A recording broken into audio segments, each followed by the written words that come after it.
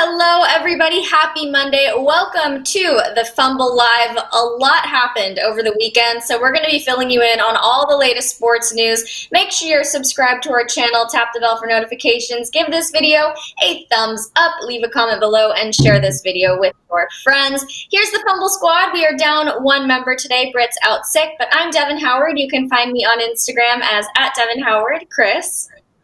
It's your boy Chris. You can find me everywhere at CK2K.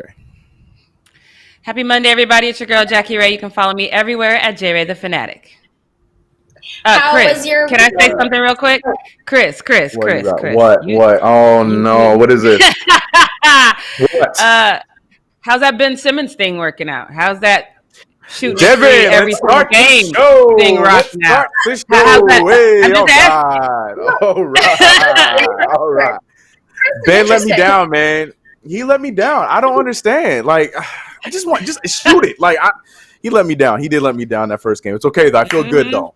It's all right. It's all right. He'll shoot 2 next game. No, I'm not gonna say that. I won't say that. Never mind. You said every game in the bubble. That's what you said. You said every game, and you was real quiet on social media when I called you out for it. So I just no idea what you're talking about. My IG was down. I don't know what you're talking about. Yeah. Okay, right. Okay, all right. Jackie, thank you for starting off the show on a nice petty note, calling Chris out. Love that. You're welcome. It's always a good day when we mock Chris for some reason or another. So every day is a good day is what Devin is saying. Oh, God.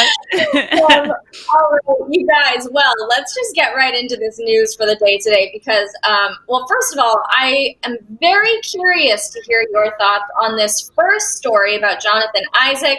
So the NBA has obviously been showing a lot of support for Black Lives Matter during the performances of the national anthem ahead of games. Almost every player has been kneeling. They've been wearing their Black Lives Matter warm-up shirts. They have the social justice messages on the back of their jerseys. But obviously, we know that Jonathan Isaac did not kneel during the anthem during his game. He also didn't wear a social justice message, and he didn't wear the Black Lives Matter warm-up shirt.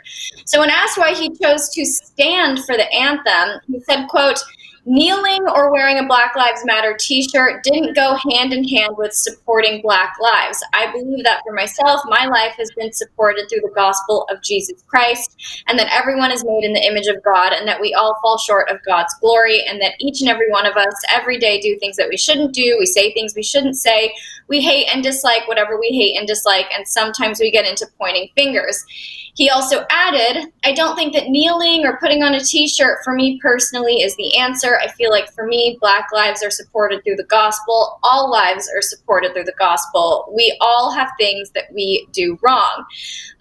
After he justified his decision to not kneel or wear the Black Lives Matter shirt due to religion, his jersey sales ended up skyrocketing, making him the number 2 in jersey sales just behind LeBron.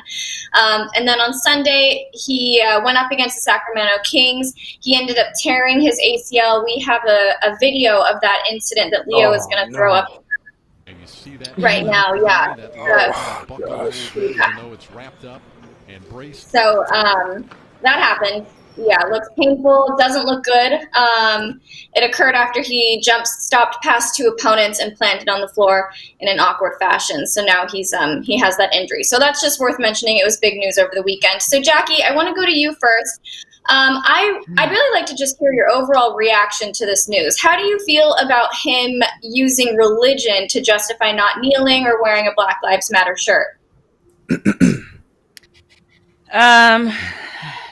Okay, so this is definitely one of those things that is difficult for me. I actually, I was in seminary school for a year. So for those who don't know, I was raised devout Christian, and that's the way that I thought my life would go. I thought I'd end up in the ministry. But for me, it's one of those things that the more you learn, the more difficult it is. It was, at least for me, to continue down that road. So I have a huge problem with everything that he said. I definitely support every religion. I think whatever religion you can be that makes you a better person, I'm all for that. I know the most giving people that I know are atheists. I know great Christians. I know, all across the boards, whatever it is. I don't have a real opinion as far as someone's religious belief. This specifically, though, I have a problem with because there's a lot of dynamics that he's overlooking for the sake of religion. Just like I'm not giving people a pass when you hide behind patriotism to support your racism, I'm not giving him a pass to overlook the things that we need as Black people because he's hiding behind his religion. So I'm definitely not giving him that pass. There are things that he is overlooking. He's overlooking the fact that as slaves, it was illegal for Black people to read. You would get beaten or you would be murdered if you were reading, unless you were reading the Bible. There are reasons for that.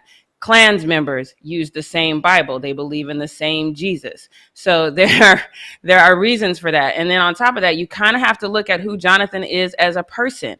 If you go to his website, he follows Ben Shapiro, who we know is a racist. He follows Madeline Kearns, who is a writer for NRO. And we just talked about Coach Mike Gunding having to apologize for wearing a shirt that supports that organization. He has very anti-Black views and hiding behind religion. Because of that, he doesn't get a pass from me on that. He's basically an all lives matter person in this regard. And I have zero respect for him. So I think sometimes as Black people, we miss it. We think, oh, just because somebody is Black that they're not going to be anti-Black. But we have a lot of Jason Whitlocks and Ben Carsons floating around our society. So I think to me, he's an enemy of the state. I'm with Paul George, and Paul George saying that he supports his right to say what he has to say. I am 100% with that because I am for free speech. But as far as my personal views, he's an enemy of the state. And I don't have a lot of respect for this man. I think what was confusing to me about it is it seemed like he was looking at religion and being a supporter of Black Lives Matter, or not even a supporter, but a participant in Black Lives Matter and like the different things that you would do to peacefully protest. He's looking at those two things as being mutually exclusive. I don't think that if he kneeled, it would necessarily mean that he doesn't, believe in religion or whatever. So I guess that's there's a lot of racism. There's a lot of racism in Christianity. You know what I mean? And that's the part that you're overlooking. You're assuming that because someone believes in Jesus Christ, that they're absolved from these types of evils. I would bet that if you kind of go back to some of these police officers, I would bet some of the police officers who put a knee on George Floyd's neck would say they're a Christian. I would bet that the cops that murdered Philando Castile would say they're Christian. I would bet that the ones that murdered Breonna Taylor would say they're Christian. It's the overwhelming religion of this nation. So you don't get a pass just because you're a Christian. It does not absolve you of anything. So for him to say that is just based entirely in ignorance, and it's infuriating, to be honest. Yeah, I was surprised by it. I admit I was very surprised by it. So Chris, I want to go to you for my next question. Does his decision to not kneel or wear a Black Lives Matter shirt make any sense to you? And do you feel it takes away from the movement? Oh, I don't think it takes away because he is the one of the many. So, I mean, the only thing it is doing is bringing attention to himself for the wrong reasons. And yeah, I think I'm a little bit more, I wouldn't even say understanding, because here's my thing. Like, I hear what he was trying to say. I hear the point he was trying to make, and I feel like I'm talking to Michael Porter Jr. all over again. I hear the point he was trying to make, but the thing is, it also doesn't come across very well when you're going out of your way to do these things. You know what I'm saying? Like, for him to be out there in his jersey when everyone else is in the warm, these are your warm-up shirts, regardless if it does say Black Lives Matter or not. That's your warm-up shirt. So you went out of your way to take off that shirt to make this stance, regardless of how you want to feel on it. So that's what bothered me. And like Jackie said, you could talk, God is my, savior and all. I'm with you on that. But there's a lot of undertone racism in that. So it feels like him using that, I don't want to say excuse, that reasoning didn't really sit with me too well, because you still went out of your way to not wear a shirt, not wear the warm-up shirt, regardless how you feel about it. And you still went out of your way to not kneel in that situation. So it's all very backwards to me. And I heard it, and I heard all I needed to hear, and I just moved on from it because, we know how he feels about it, and he's trying to use religion as a reason to get out of it. And I don't know if I'm really flying with that, to be real with you. Mm-hmm. Yeah, no, I appreciate hearing your guys' perspective on all of this. And before we move on into the next one, I just want to say hopefully he has a speedy recovery for that ACL injury. That sucks right at the start of. Bad luck. Can I say one more thing about this too? I know I've been on this whole this is not the movement we think it is. This is one of those bubble situations where it's the perfect storm. I think the influx of his jersey sales kind of proves that, because people aren't buying his jerseys in support of, oh, this guy got hurt, I hope he feels better. You're buying his jerseys because you think he stands against a movement that is about social justice. So let's be clear on that. This nation has not made a turn for the better. These jersey sales kind of proves that for me. Yeah, me too. I felt the same way. way. All right, you guys, let's jump right on into this next news story. It's a follow-up about the Lou Williams controversy. So an employee at the Magic City nightclub or strip club is adding fuel to the skeptics' fire. She's come forward with new information about Lou Will's visit to the club. So this dancer, she essentially poked a hole in his defense. She told the LA Times that she was just one of multiple dancers to perform for the athlete. The article said, quote, working the day shift from 3 to 9 p.m., Aries said she danced last week for Williams, a regular at the club who has a dish named after him, the Lou Will Lemon Pepper Barbecue Wings. I love that. Lemon Pepper Lou. So at least we know he's telling the truth about really being obsessed with the food over there.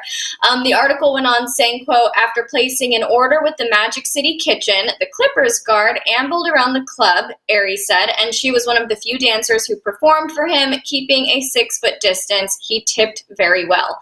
Okay, so let's break this down. Lou walked into the club. He placed an order, decided to mosey around and watch the dancers, stayed 6 feet away from everybody. I know this article was published to make it seem like he was lying about the details of his visit, but I don't know, it doesn't seem too far off from what he actually told us. He just didn't mention that he watched dancers from 6 feet away, but I assumed that that was happening considering he was in a strip club. So maybe that's just me. I don't know, but to me, this wasn't like a huge surprise. So Chris, I want to ask you, is this surprising to you? And does this new information make you think that he was lying at all? Well, I don't even think he was telling us the full truth to begin with, like, because we were talking about, you know, everyone grieves their own way, and he probably was there to get the food, but he probably, like you said, he probably got there early while the food was being made and probably enjoyed himself while he was there. So I don't think that I think there was just a lot missing in the story, but I can't say that he was lying. It's just, you know, the whole story just wasn't told, I think is what it was. And Homegirl was here to spread the full truth on Lemon Pepper Lou. And I think that's all it is. We just learned about that right now. Lemon Pepper Lou. That's the name. I love that. That's the name. So Jackie, does hearing this information make you feel more skeptical about his story? No. First of all, Chris Brown wrote a whole song about girls like this. Like, you out here just telling, and you shouldn't say he tipped very well and you snitching at the same time. That's ridiculous. I can't. Yeah. But no, it's a strip club. Am I surprised that there were strippers there? No. Do I care? Absolutely not. No. Not even a little bit. I'm disappointed in these girls but I get it. Everybody wants their 15 minutes of fame, But please, that's just so weird to say he tipped very well, so let me snitch. You know what I mean? Like, stop it. You're doing a lot right now. Yeah.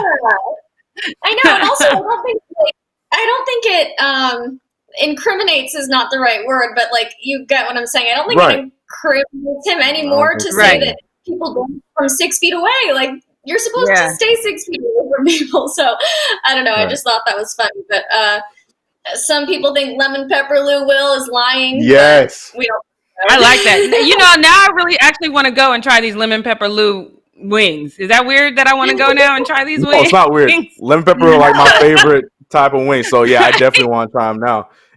If they got his stamp on it, they got to be good. Yes, they got to be so good. Yeah. All right, you guys, let's move into the final story about Bradley Beal. He is tired of being snubbed for league-wide honors. Yeah. He didn't get an all-star selection, and he might not be picked to one of the all-NBA teams. He talked about it and said, quote, I could complain a million different times for a million different reasons, but I honestly feel like our games should always speak for itself. I feel like the players always know, the coaches know. So in that regard, I don't get too uptight about it. I do get upset about it because I do feel like it's a respect factor. So Jackie, do you think that Bradley Beal is not getting the respect that he deserves?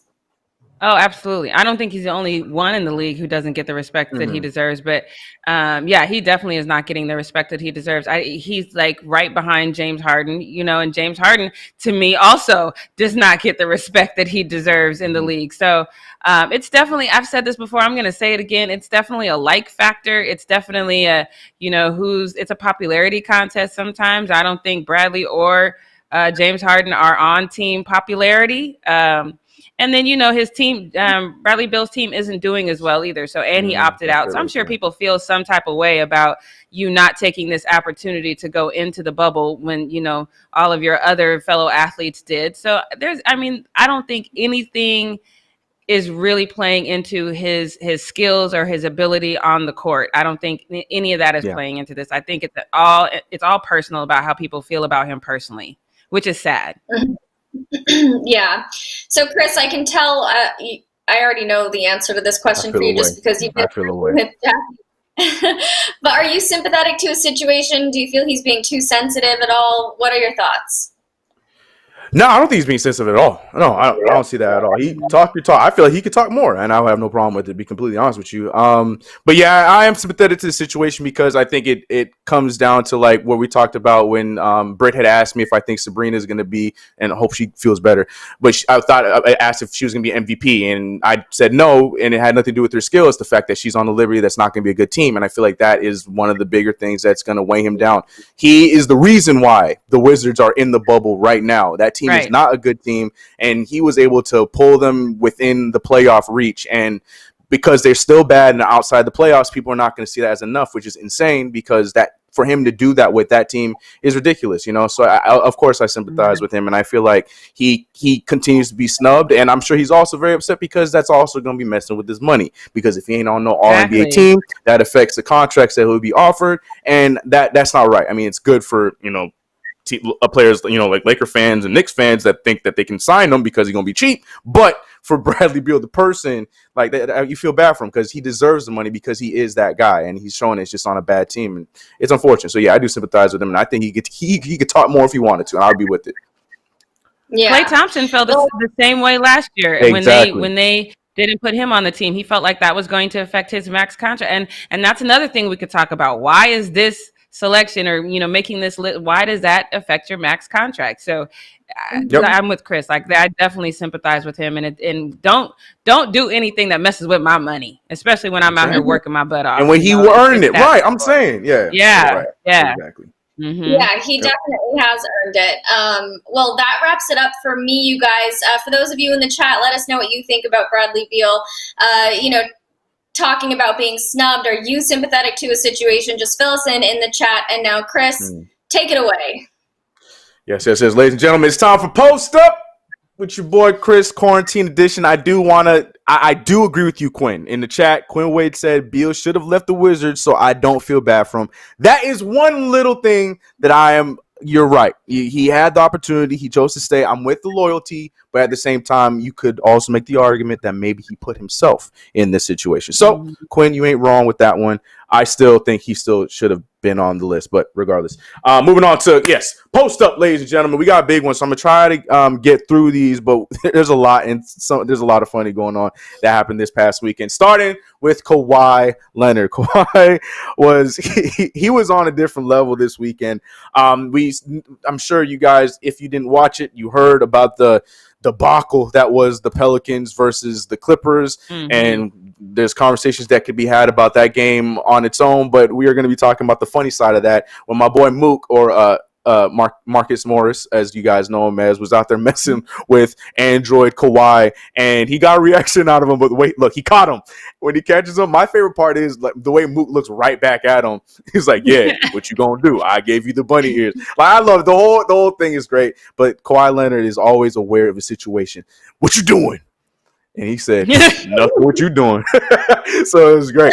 But then We also saw Kawhi get a little bit of the Josh Hart treatment. But the thing is, I use this very loosely, but I don't, because Josh Hart, I feel like, puts himself in bad situations a lot too when he doesn't get his high fives. But my man Kawhi was determined to get some sort of high five, whether it be the side of Joakim Noah's arm or not. But Joakim Noah had a nice play, went to his bench, got some fives, and Kawhi said, I want my five. He swung in there, tried to get a high five because his hand went down. But Kawhi came in hella late. So I don't feel bad for Kawhi getting rejected the way he rejected, because you weren't ready. You weren't ready. Joakim's looking at you. You didn't react, so I'm moving on. And then Kawhi trying to steal a high five. Didn't get it, but Kawhi just out here was just on a different level. I don't know if his circuits were malfunctioning, so he was like a little bit like behind. I don't know what's going on, but I feel the Clippers like were having a great time. This is me every time I try and give anyone a high five. I'm always You're that lady? Oh, Devin. I know. I can't help it. Oh, no.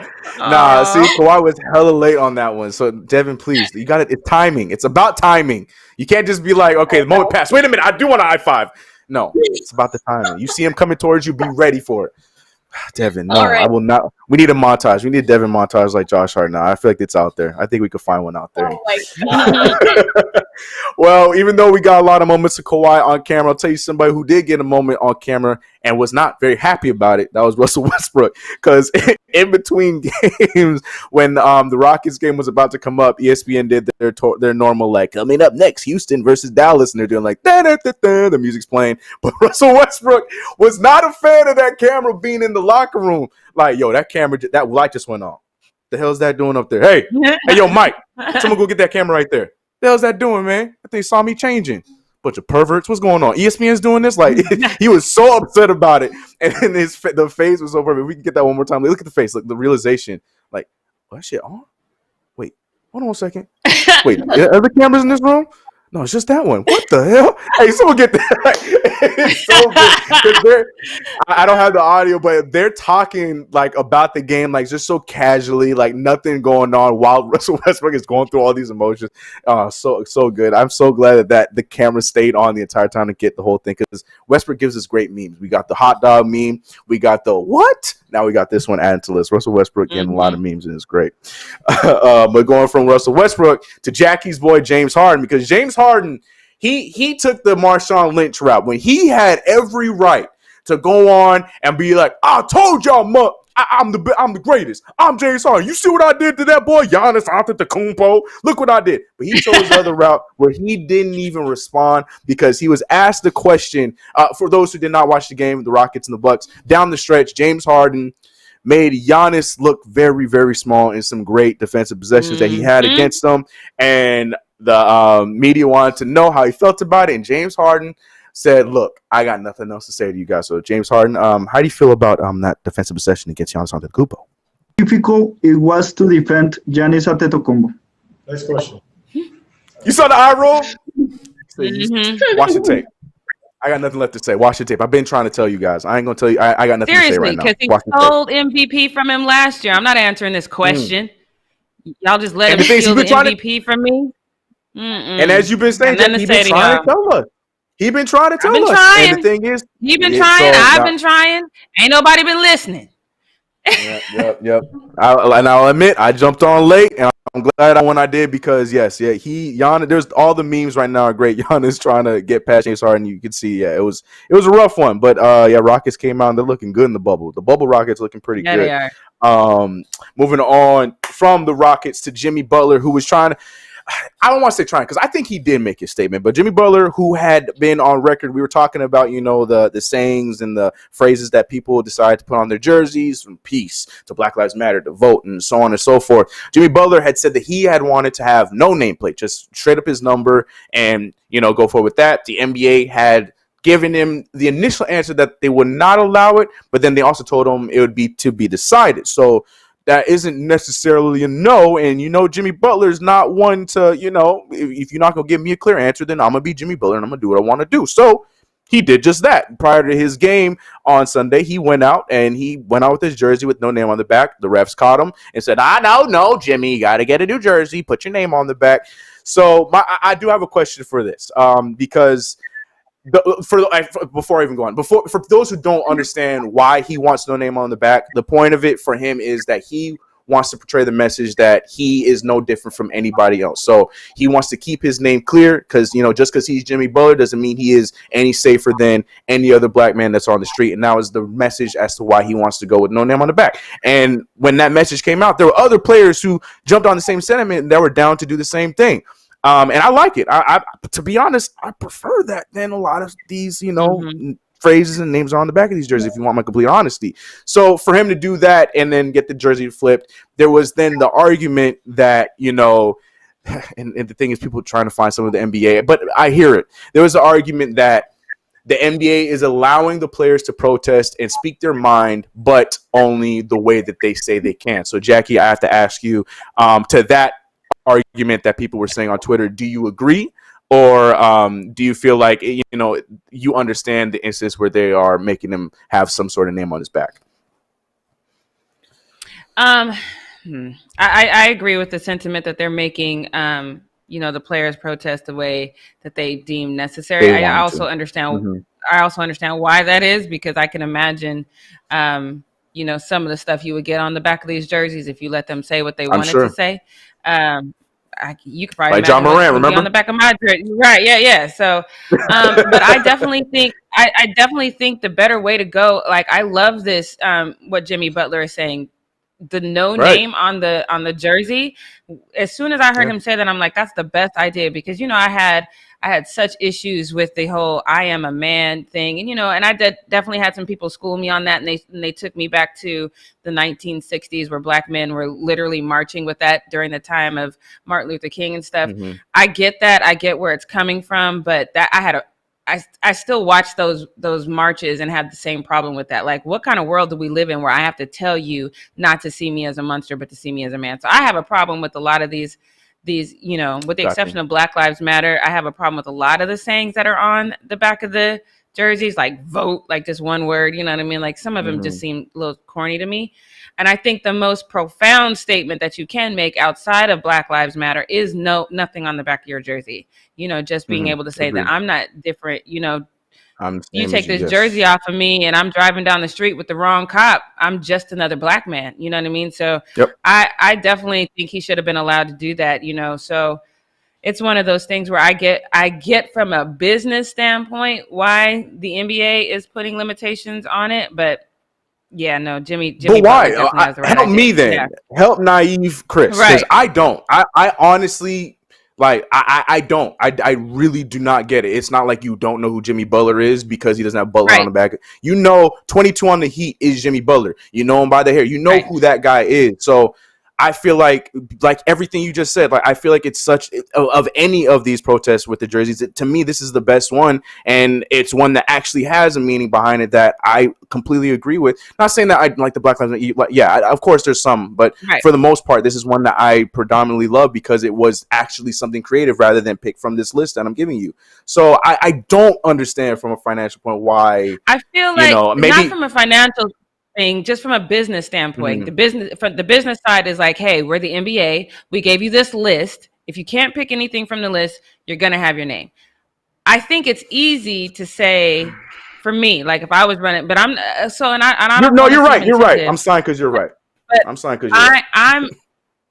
If I was Adam Silver, if Adam Silver was on this show and Jackie Ray was commissioner of the NBA, this wouldn't even be a thing. Jimmy Butler would be able to do this and it's just fine because I have a dog in this race.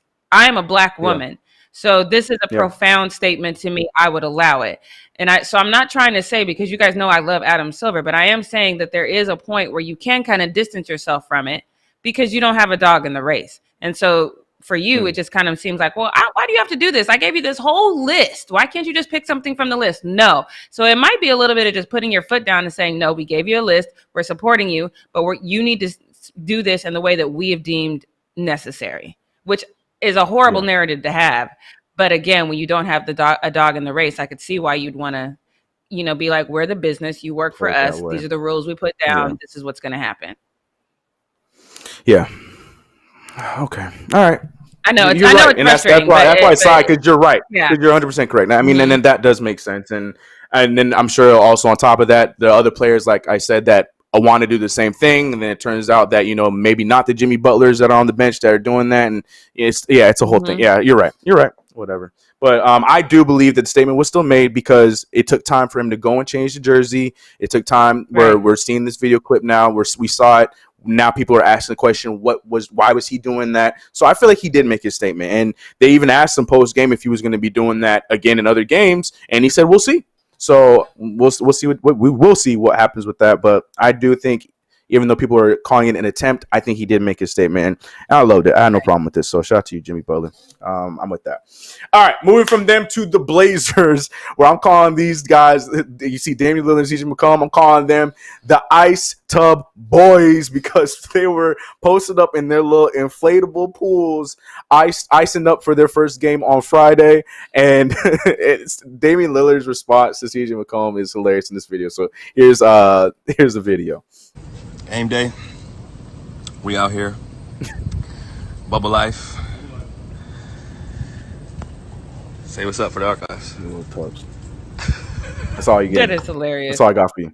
That's all you get from me. All right, game day today, CJ. Get a camera on my face. I'm gonna look at you, bro. So yeah, I thought that was funny, and just every time I see these dudes in these damn inflatable tubs, it's just that's hilarious. But hey, you gotta do what you gotta do, and it's working, and the fact that they're fitting, all right, sounds good. It works. Now we got conspiracy alert. Conspiracy alert, ladies and gentlemen. We got a conspiracy, and it's not a normal. Yeah, it's not a normal post-up conspiracy where I'm talking about a player possibly on the team. No, we got another Michael Porter Jr. type conspiracy. And it's coming away Terence Davis from the Toronto Raptors. Now, Terence Davis, if we can get the picture up, Leo, was caught walking to his game with a mask on. Looks completely fine, right? But if you look real close, you're like, the hell is that on his... Oh, no, we got to go back to the picture, though. What the hell is that on his mask? What's going on? Well, for those trying to figure it out, that's a whole hole in his mask because Terence Davis is playing along with... Yeah, Leo, Inspector on the case. See, that is a hole on his mask. And he is making a statement because he feels like the fact that, everybody is making us wear masks and everybody's making us social distance, that is preventing our bodies from boosting their immune systems to be able to fight this pandemic naturally. Now, he did share this tweet onto his IG story, and I'm going to read it. And he said, the tweet said, not one doctor, not one news channel, not one person in authority over the last 5 months told us how to naturally boost our immune system. All they push are masks, social distancing, tests, and vaccines. Nothing about vitamins, healthy foods, or sunshine. The game is rigged. Conspiracy alert. Now, I'm not. That's not a conspiracy. But it kind of is because the reason why I'm calling it a conspiracy is because it's against the normal thought process of everybody with the wear a mask, wait for the immunity, blah blah blah. Because that's what everybody is being led to believe. But he's having a conspiracy like, well, what about doing it the way that we learned in science and health classes, where your immune system does the battle, and we're preventing our immune systems from getting stronger. So I get it. But I want to hear from you guys. So I'm going to come to you first, Devin. So seeing this and seeing him have the whole hole in the mask and whatnot, and reading the tweet that he had just put up, how do you feel about maybe Jack's right. Maybe it's not conspiracy. How do you feel about this way of thinking that Terence Davis has? Or do you agree? Do you see it? What's your thoughts? Okay, so first of all, I do want to say that I am a huge proponent for eating healthy, exercising, maintaining your own personal health so that you're not susceptible to different viruses and diseases. You won't get sick. If you're eating a healthy diet, you're obviously going to be better off. But to go out and wear a mask with a hole in it just to spite the advice of medical professionals and potentially put people at risk of getting the coronavirus, to me is just, it's like irresponsible. And yes, I think that the media does not focus enough on like how to prevent illnesses. It's always, about how to treat different illnesses. But at the same time, we can't disregard the fact that this virus is something we haven't experienced here before. So the advice of a doctor is not going to be like, eat vegetables and the virus is going to go away. They're going to look at different ways that they can treat it because that's how it came. People got sick. So how do we get rid of it? You know what I mean? So I feel like, to me, I read this story and I was rolling my eyes. I thought it was ridiculous. Yes, eat healthy, exercise, like treat your body well. But like, come on, don't wear a mask with a hole in it just to be the guy that does that. I thought it was dumb. Mm-hmm. And I hear you. And I'm raising the same question for you before I move on, Jackie. How you feeling about this? I'm still calling it a conspiracy, but how are you feeling about his thought process on this? I 100% agree with everything Devin said, with one caveat though. Like, nothing, doing things the way everybody else is doing them is not going to make anyone question anything. So by him putting that hole in his mask, look what we're doing right now. We're talking about it. And let's not forget this little known fact about Von Miller. Von Miller's doctor told him he had the coronavirus, even though he has a pre-existing condition of asthma, and they did nothing for him. They sent him home. And what happened? His nutritionist came by and did all these natural, like, let's put all these ginger and orange peels and onions in this bowl and boil it and let you inhale them. And he immediately started getting better. So this is not a conspiracy theory to me. This is an awareness booster. So since we're not boosting our immune systems, he's boosting our awareness and telling us, look, we are skipping over a whole huge part of this. And the fact of the matter is, we have a documented case in the NFL where there was no drugs or anything taken. It was simply natural herbal remedies that helped Von Miller, and the doctors did nothing for him. So I don't really view this as a conspiracy. Right, that's what I'm saying. So and I was over the moon about that, because first, I'm from Denver. Number one, I love Von Miller, and he's a black man with a pre-existing condition, and you sent him home with a prayer. Like, what the hell? You know what I mean? And he got okay because, right. And he recovered because of natural remedies. So I don't see this as a conspiracy theory at all. This is an awareness booster. Okay.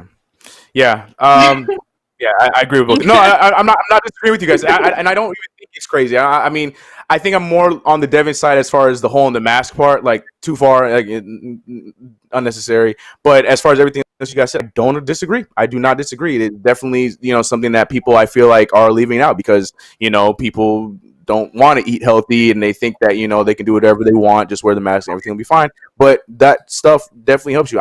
My family is Caribbean. My mom is one that, I'd never really pumped much medicine in my body growing up whenever I was sick or anything. It was just some green tea and, and everything, like you said, the gingers and all that stuff. So, yeah. Yeah, I was just curious. Okay, all right, but Terrence, I hear you. All right, moving on. I'm curious. I'm glad to have that conversation. No, I really am. I was not expecting the answers, and I love the answers I got. So good talk. Now moving on from that to an adorable moment of post up, guys. Get the awes ready because we have another Deuce Tatum conversation to have because Jayson Tatum's little man Deuce was so excited to see his dad playing basketball again, to the point where I don't know who it was I was recording. It sounds like it was like grandma, maybe it was mom, but it was somebody that was recording Deuce watching him watching daddy play, and it was an adorable moment. So here's this first video. Go. Deuce. Daddy. Yeah. Now, what's cool about this, and as cute as that is, like you can see he's watching the game, but what we found out later was Deuce was making an appearance because he was one of the virtual fans in the stands right behind Celtics great Paul Pierce, and he was out there living it up for daddy, making sure that daddy could see him while he plays, and that might have helped. He's trying to blame the haircut. I think just the fact that Deuce was out there and he could see his son on the set, I think that's the reason why Jayson Tatum had his turnaround. I'm just upset. I want him to keep the hair. I've never seen Jayson Tatum with hair, and I thought he was, was out there trying to, do his Kobe thing, but he cut it off way too soon. But whatever. But I thought that was adorable. I'm loving all of these findings that we're having with the virtual fans. I thought finding Paul Pierce alone was funny enough because he was just up there. Because there was some times where he was laid all the way back. His head was in the next person's screen. It was funny, and then to find out that Deuce was right there too, it was adorable. It was really cool. So and it worked because the Celtics won that game. Papa Tatum had a great game, and it was all good to see. So shout out Deuce. Good luck, Charm. I see you. I'm not a Celtics fan, but I am a fan of that relationship you have with your daddy. I love that. All right. Speaking of fandom, I am a huge J. Cole fan. I'm a very bitter J. Cole fan because I have been making the move over because I love my Adidas. People who know me, I love my Adidas, but I have been making my move over to supporting Puma as well. And J. Cole recently released his brand new Puma sneaker that is a basketball shoe that you're seeing Kyle Kuzma, you're seeing Danny Green, you're seeing all these players in the league right now wearing. That also could also be a lifestyle shoe. It's a dope shoe. Now, unfortunately, sold out. Puma, before I could even get my attempt to buy it. Puma. So, hi, my name is Chris Clark. You can find me at CK2K if you want to hit me up. I'll pay for it. Just find some shoe in the garage and help me out. That's not even what the story is about. I just wanted to put that out there because I was so upset that I wasn't able to get my J. Cole exclusive sneaker. The point of the matter was, though, with the release of that sneaker, and like I mentioned, it is a basketball shoe. On top of that, not too long after the sneaker was released, J. Cole, there has been more tapes, I should say, of J. Cole shooting around and getting busy, getting working, to then find out that J. Cole is seriously trying to attempt getting into the NBA, a lot like Master P did back in the day with the Toronto Raptors. And he's being very, very serious about it. He's working out with Chris Brickley, who is a very well-known basketball trainer, and he's looking good. I mean, depending on how you take these, no defense, one-on-one workouts, however you want to take those, but the shot looks good. We already know that J. Cole can play. But he doesn't have some. There are some people that are against it, especially somebody who, I don't know, plays basketball professionally. Yes, we had. Oh, excuse me. We had. Oh my goodness, what's your name? We had Chelsea Hopkins, who was the ex-WNBA player, who was not a fan of J. Cole trying to make this run at the NBA. She put up a tweet with that video saying, "I'm sorry, but I feel a way about this. People really think that they can just pick up a professional sport. Like, we haven't been training our whole lives to do this. Good luck, though." Now, I don't think he's just picking it up. I agree. I don't think that, we'll see what happens because, like I said, he can hoop. But the thing is, he's not just picking it up. He played high school basketball. He's probably one of the best on his team growing up in his hometown. So I don't feel like he's just picking it up. I just feel like, his other path went very successfully for him, and he went that route and he focused on that route. So I'm all for the dream. I'm all for like his own song, "Dollar in the Dream." You know what I'm saying? He got his dollar with the new sneaker. Now he got a dream out there working out with the hoops. So I'm with it. I hope it happens. I love J. Cole, but at the same time, I do get Chelsea on this because it's got to be quite frustrating for this this rapper to come in trying to get a spot in the professional basketball, so an NBA, as if it's just that easy to do. But I'm hoping for it. I think it'd be dope. I mean, look, we need a point guard. So J. Cole, if you won't give me some Pumas, you can come play for my Knicks. God. It won't be great, but at least you have a team and you get paid. You know what I'm talking about? Hit me up. CK2K everywhere. Come on, J. Cole. Let me know. Speaking of sneakers, though, OBJ, Odell Beckham Jr. has the craziest sneaker collection I've seen in a long time. Now, it's no secret that he is assigned with Nike, so Nike sends him buttloads of sneakers every damn day, and you got to find out where you're going to put them. Well, it looks like Odell has it looks like a damn store. But no, that's not a store. That's his closet. That is a closet just for his shoes. And he's, in his words, he's doing a little spring cleaning. But that looks like a lot of shoes that he has to be spring cleaning. And not only that, he got the racks of clothes in the middle of it. It looks like a whole store. But that is a closet in his house. That is insane. It's expected. I get it because, like I said, he gets sent so many pairs of shoes, so many colorways, so many everything that I get it. But man, just seeing it looks crazy. Like even having somebody helping him out with the shoes look like they work for him, and somebody said, "Oh, can I get a size 12?" And she back there getting that size 12 for them to try on. That's what it looks like. But that's his closet. Insane. Insane. I thought that was a warehouse. I didn't. Nah, that's his closet. Yeah. It's crazy. Have you guys been to that kid store in Hollywood? Yes, that's what it looks like. It looks just like that. So excessive. Because I know my wallet. Yeah, my wallet wouldn't like me if I went in there. So I told myself I wouldn't go until I'm actually going to get something when I leave. I bet you Odell Beckham Jr. got J. Cole shoes.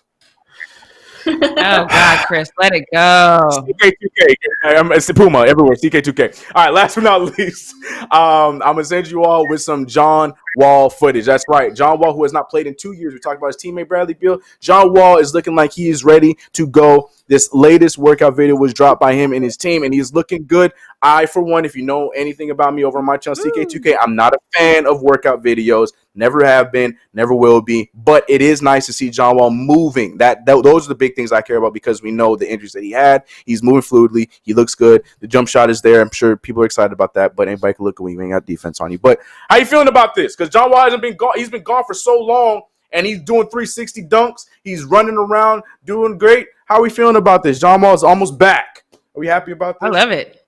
Yeah, very damn happy. He looks great. Yes. I just want him to get off that stupid team. But that's all I got for post up. John Wall, come back healthy, and J. Cole. Okay? All right, that's all I got. Chris. All right. Chris. Well, I'm trying to get these shoes, boy. I tell you what. I want him so bad. Chris is like, hashtag sponsor me. I know, right? That's hilarious. Okay, so let's move on into your segment. But before we do, Chris, whenever you do make it over to the Kits store in West Hollywood, I just want to say you should definitely get the ice cream. They have coconut ice cream over there. It's like soft serve. Yeah, they do. Word? So all right, well. It's good. Yeah, they charge like $12 for a cup, like, normal size cup. That sounds about right. Yeah. Oh my gosh. On that note, Jackie, tell us what we not gonna do. Yeah. I'm trying to lip sync with you now. That's what I'm trying to do. All right. So before I get into my what I'm not going to do, I just want to say what we not going to do, Lakers, is pretend that JR doesn't need more playing time. He's only 7 minutes the last couple games. That's not enough. That's why we lost. Anyway, let me get into what I'm really not going to do. I'm sure Chris disagrees, but what we're not going to do is pretend that there are not racists in every single company, every single organization, on every team. It's just prevalent, unfortunately. And I think what's disturbing, though, is when I think of our military, I have huge respect for our military. My dad spent 25 years in the Air Force, so obviously we are a military family. Huge respect for the military. Nonetheless, I don't stand for the national anthem, and I got my dad's full support in that. So I'm used to military people understanding that if you truly believe that, what you're doing is for the freedom and you're fighting for our freedom over here in the United States, then you understand that freedom also comes with wanting to have free speech. It comes with wanting to know that you're not going to be harassed by police, that you don't have to live in a food desert. All of those things are part of the freedom. But in not so surprising news, some white Navy SEALs believe that a piece of fabric in a song, both created at the heart of the racism in our country, are worth more than a man's peaceful protest. So Bill Corbin, he's a film director, and it's a year ago now, but he did a documentary and he documented something that happened with the Navy SEALs and their training of a dog. So I just want to throw this video up, and then we'll talk a little bit more about it. So take it away, Leo. Here comes Raven. Raven is the museum mascot. All right, Josh, he's going to probably get another dog. Here we go. Here comes Callie. Callie's the old. So if you can't really see, because a lot's going on, this is a group of Navy SEALs. They were doing a canine demonstration, and it took place at the Navy SEAL Museum. It was a fundraiser. This happened last year. And basically they're pretending that this guy that this dog is attacking is Colin Kaepernick. And so I think the most disturbing thing about this is, number one, that they're doing this, but number two, the majority of the people in the audience are white, and there are some uniformed military people. You can see them in the background there at this display, and nobody is saying things. And then at the top of it, I'm going to show another video. I don't know if you'll be able to hear it, but at the end, the guy that's being attacked right now by the dogs, he says, "Okay, I'll stand. Okay, I'll stand," which was the whole premise of the thing. They're basically saying the dogs are attacking him because he wouldn't stand. So Leo, can you roll that second video? I'll see if you guys can hear it.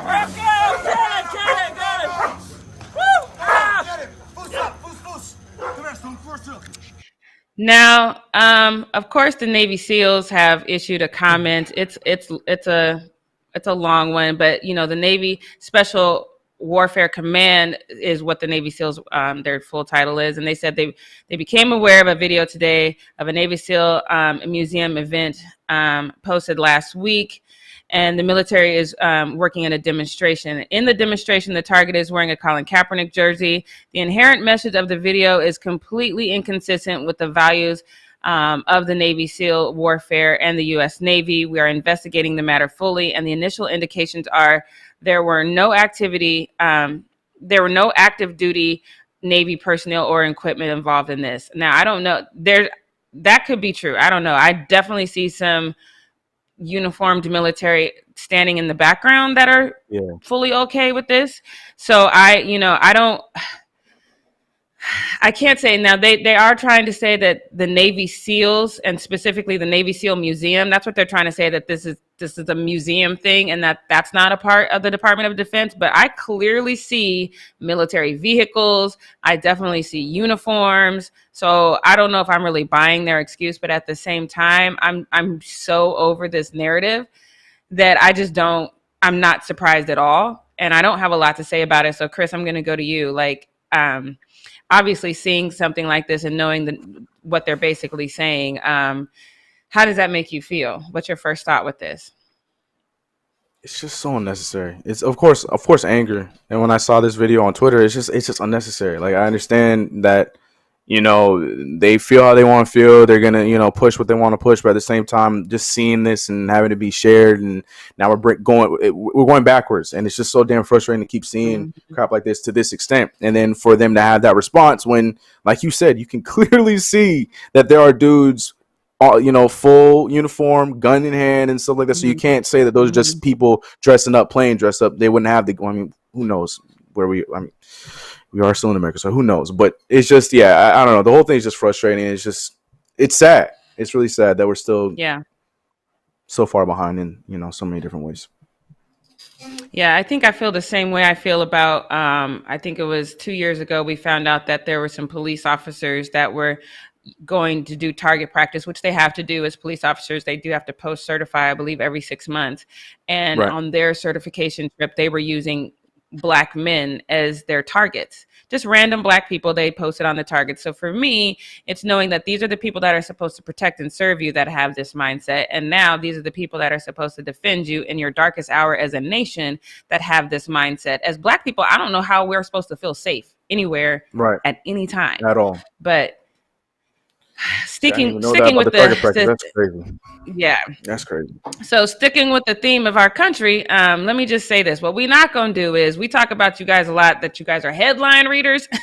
So I think you guys might be doing that when it comes to the First Amendment, because especially some of these Congress people. So let me just go ahead and read to you what the First Amendment is so we can all be clear. It says, Congress shall make no law respecting an establishment of religion or prohibiting the free exercise thereof, or abridging the freedom of speech or of the press, or of the right of the people to peacefully to assemble and to petition the government for a redress of grievances. So basically it says, hey, if the government is doing something that you don't agree with, you have the right to peacefully protest, to draw their attention to that, to hopefully get change. It's a fascinating First Amendment. So, it also kind of limits what the government can do. It kind of says that the government can't all of a sudden get mad and say, we don't like what you're doing, so we're going to change things.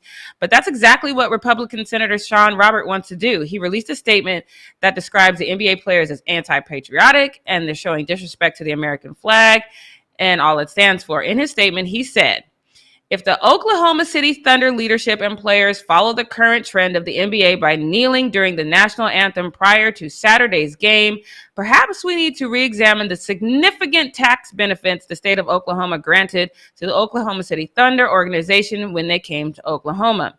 Through the Job Quality Job Act, the Thunder is still under contract. That's the funny thing about this whole statement.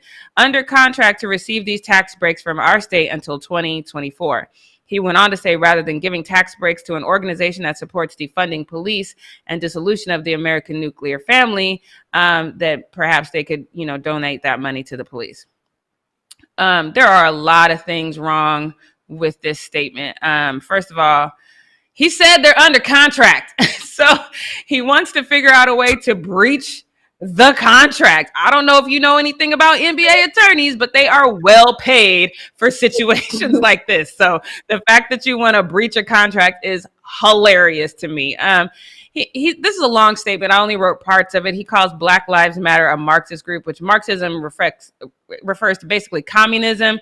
Communism, by definition, is a society in which all property is publicly owned and each person works and is paid according to their abilities and needs. I don't recall anybody in the Black Lives Matter movement saying that they wanted everything publicly owned. Yes, I do recall a lot of us saying that we wanted equality. We wanted to be paid the same. We want to be treated the same. I don't know. Maybe he thinks that's a communist viewpoint to think that we should ask for equality.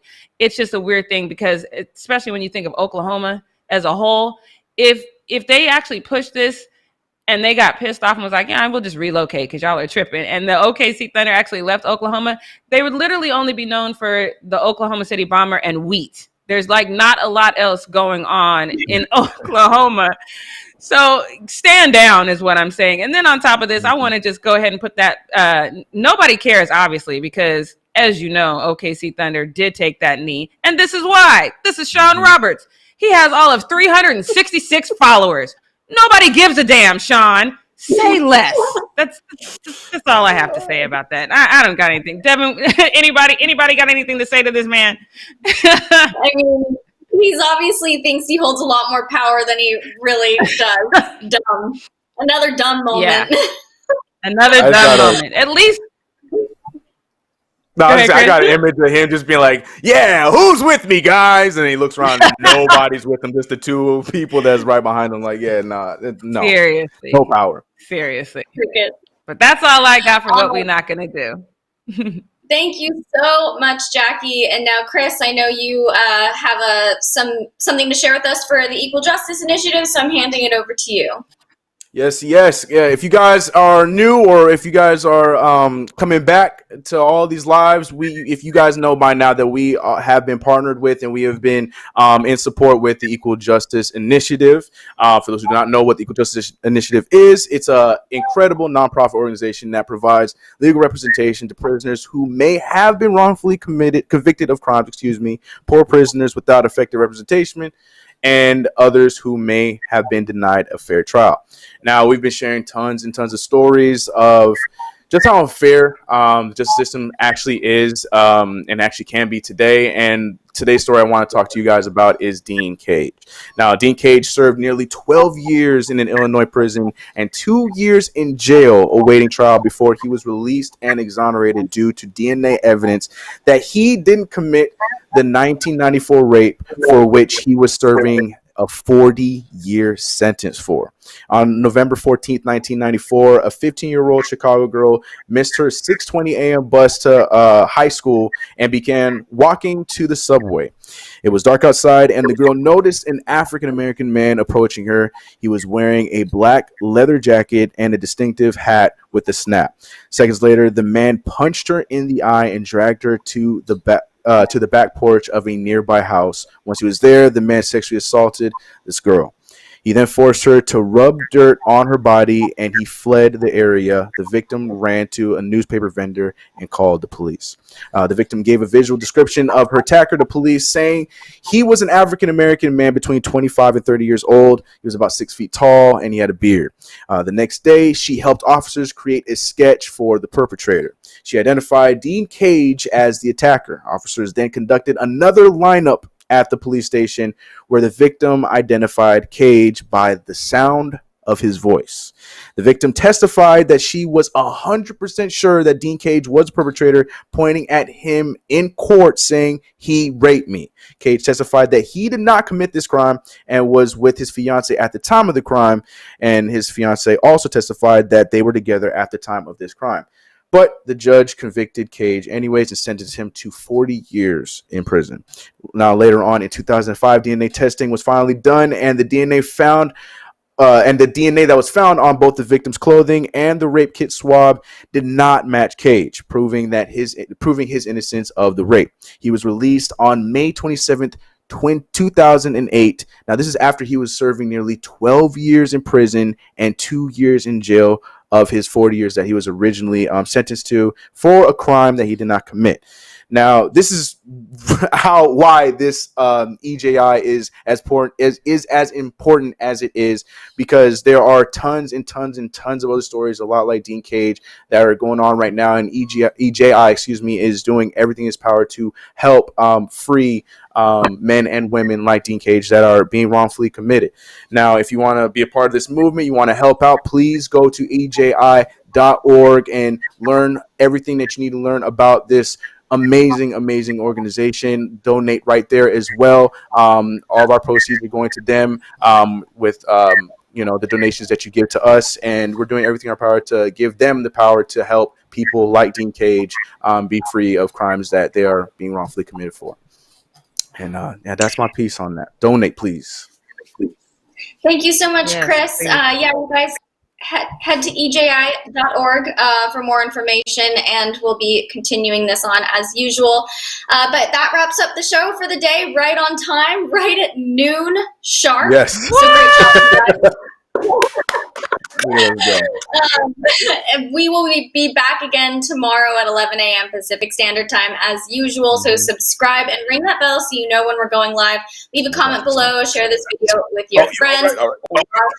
Those damn hands. Bye, you guys. Peace. There it is.